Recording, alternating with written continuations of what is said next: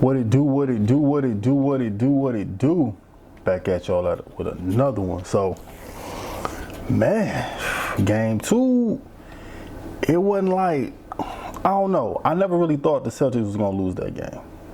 Even though Luka was going off or whatever, he was doing this thing, but I never really thought that the Boston was going to lose, because I look at it like, how close is the game and how good is the team playing, right? So if they not playing their best and they still right there, I'm like, all they need is like a small little spurt of playing good to win the game. You know what I'm saying? And that's kind of like really what happened. They kept it close, kept it close, kept it close. They never really made threes for real like they did in game 1. You know what I'm saying? They had made a little run. I think it was in the third. They got up like 10 and they never looked back. You know what I'm saying? So, I don't know, down 0-2. It's tough. I'm going to say this. If they split in Dallas, it's over. Like, it got to go like how that Denver series went. What series was that? Yeah, like how that I think it was the Denver series when when Minnesota won the first 2, then Denver won the next 2. It got to go like that, or it's over with. If it's split, it's over with. You know what I'm saying? If it's split, it's a wrap. You know what I'm saying? If Boston win game 1, they can just play their third string game 2 and be like, we just gonna finish this in Boston. We want to celebrate on our home court. You know what I'm saying? We'll give y'all the gentleman daddy. And we're going to celebrate this on our home court, because, and sometimes it means a lot when you win and you didn't play good, right? You didn't play your best as a team. They didn't play their best. Like, as much as they rely on threes, they didn't make a lot of threes this game. Like, they didn't make a lot of threes. But what I always say, it's about when you do stuff, right? They made timely threes, though, right? When they got down to the nitty gritty, Derek White knocked some down. I think Tatum hit one, Derek White hit one. I believe Holiday hit one, and it was all in the second half. You know what I mean? So,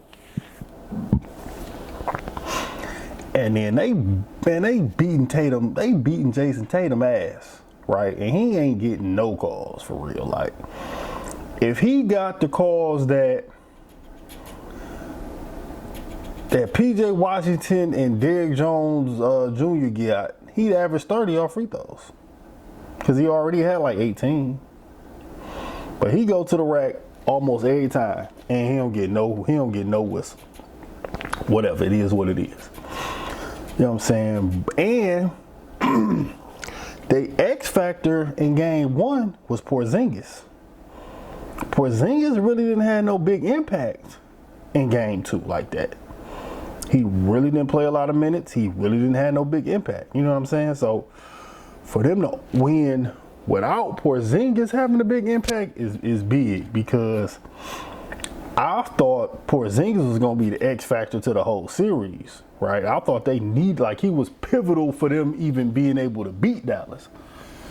But they proved that they can beat Dallas with just a little bit of, you know what I'm saying? They only need Porzingis to do a little something, and they can beat them.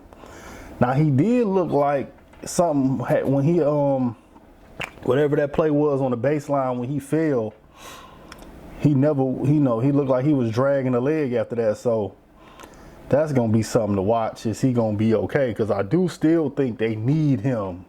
You know what I'm saying? Even if it's just spot minutes, they still need him. You know, so that was, we got to monitor that. And then, like, I like how Tatum is playing, right? Even though his numbers not going to be sexy on the stat sheet, right? I still like how he playing, because he not taking bad shots, he not forcing shots, and he not taking a lot of threes, right? And he's playing downhill, aggressive. So that's what's really setting up everybody else. Because once Dallas reacts to him, the ball swings. So now everybody else is getting help defense.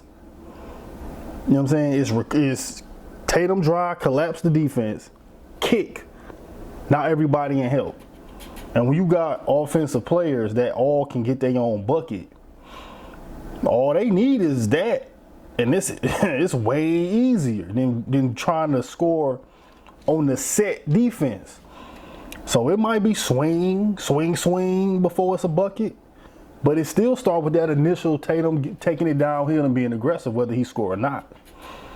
You know what I'm saying? And he rebounding the basketball, and he playing excellent defense. You know what I'm saying? So it's like, when you look at how somebody affect the game, you can't just look at points and stats all the time. You got to watch the game and really see what's going on.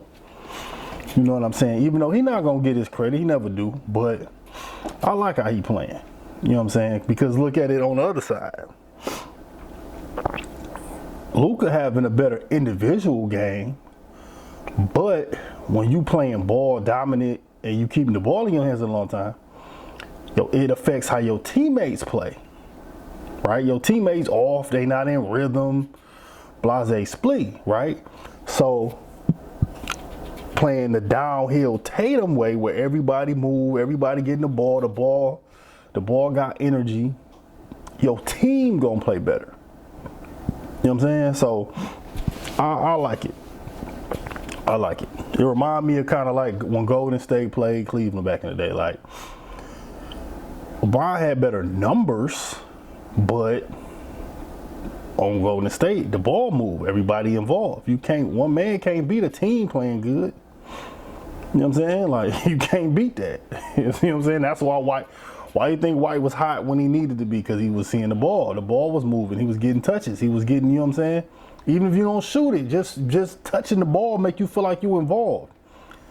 Don't nobody want to stand around and do this the whole game. Don't nobody want to just, no. You know what I'm saying? You want to touch it. You want to touch that thing. You feel me? So I think, that's the difference. You know what I'm saying? Even though Luka playing better statistically, but I feel like how Tatum is playing is more beneficial to the overall success of the team. You know what I'm saying?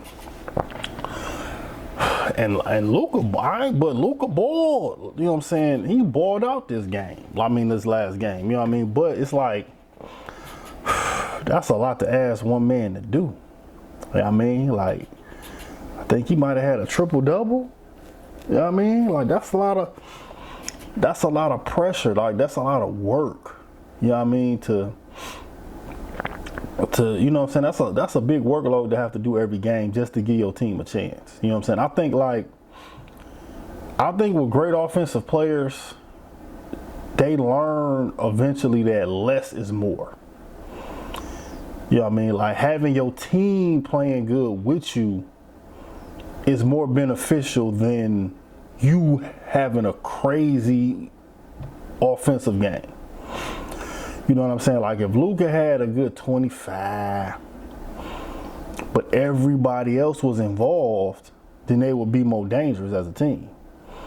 Versus Luka having a good 30 ball, you know what I'm saying, 15 assists, 10 assists, and everybody not involved. Like, the ball moving and everybody getting touches and everybody feeling involved is more beneficial than, and a team having 25, 30 assists as a whole is more beneficial than one player being ball dominant. And he might have 10, 15 assists, but all the offense is coming from him. You know what I'm saying? And it's like, with this, and it's like the same defensive issues that Luka not having.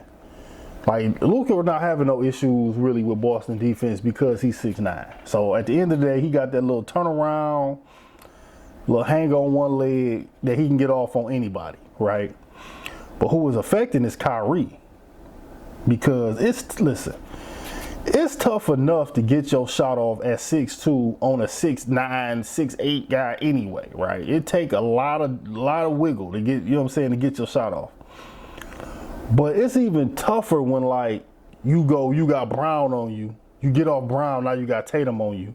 You get off Tatum, then you got Holiday on you. You get off Holiday, you got Derek White on you. Like, there's no letdown defensively, right? It's just different types of defenders, but it's really no letdown, right? Like, you know what I mean? So that's really who is affecting the most is Kyrie. You know what I'm saying? So Kyrie is the one that I feel like needs some action to get him easier looks. You know what I'm saying? Because him just trying to go one-on-one is tough. You know what I mean? Like, he can do it, but it's tough. It's going to be tough shots. And it's like, his game is making tough shots, but it's like, when them is off. Like, when you make tough shots, and your game, you have an off night, it look like, why did you even shoot that? But when it's on, it look like, oh man, can't nobody guard him. So yeah, I feel like they gotta find a way to get Kyrie involved, right? Like, I feel like they should initiate the game with getting Kyrie going first, because Luka can get his shots. He can get whatever shots he want to shoot. You know what I mean? So they don't really got to worry about Luka. I will focus on getting, you know what I'm saying, getting Kyrie going first, right? Get Kyrie going first. Get him in a rhythm first. Then let Luka get going. You know what I'm saying? Because if you can get both of them playing good together, then you got a problem. But with Luka playing great and everybody else playing, that's not going to be enough to get it done. Like I said before the series started, like, Luka and Kyrie going to need to give you at least 60. At least 60 for them to have a chance. You know what I'm saying? High 50, 60. That's what they're going to have to give you every night. And that's just a regular night. That's not counting like the out, like they go off, like they go crazy. Like, just every game to have a chance, they need to give you 55, 60 points. And then have some games where they might give you 70 points between the two of them. Like, that's what they're going to have in order for them to win. So we're going to see, man. Game 2 was good. It was funner to watch because it wasn't no blowout. So I'm going to leave it at that. Like, comment, subscribe. See y'all on the next one. Peace.